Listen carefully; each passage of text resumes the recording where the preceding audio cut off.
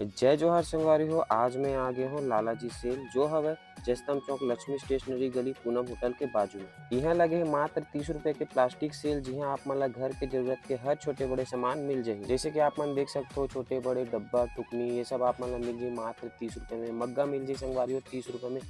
रंग बिरंग के बॉटल मिल जाही आप मन ला एक से मात्र 30 रुपए में। और टुकनी घलो मिल जाही संगवारी हो हर छोटे बड़े साइज में आप मन ला। और ये लइका मन के टेबल कुर्सी भी मिल जाही मात्र आप मन ला 100 रुपए में। ये 3 सेट के गमला मिल जाही संगवारी हो आप मन ला 100 रुपए में। और ये लइका के बाथ टब मिल जाही आप मन ला 100 रुपए में। ये बड़े वाला जो डस्टबिन है संगवारी हो, ये मिल जाही आप मन ला 300 रुपए। पोछा मिल जाही संगवारी हो यहाँ पे। छोटे बच्चे मन के टेबल मिल जाही 100 रुपए में। और संगवारी हो बड़े कुर्सी आप मन ला 300 मिल जाही। बड़े बाल्टी मिल जाही आप मन ला। बड़े टब मिल जाही मात्र 100 रुपए। चटाई मिल जाही आप मन ला बड़े साइज के 200 रुपए में। और छोटे साइज की मिल जाही 100 रुपए में।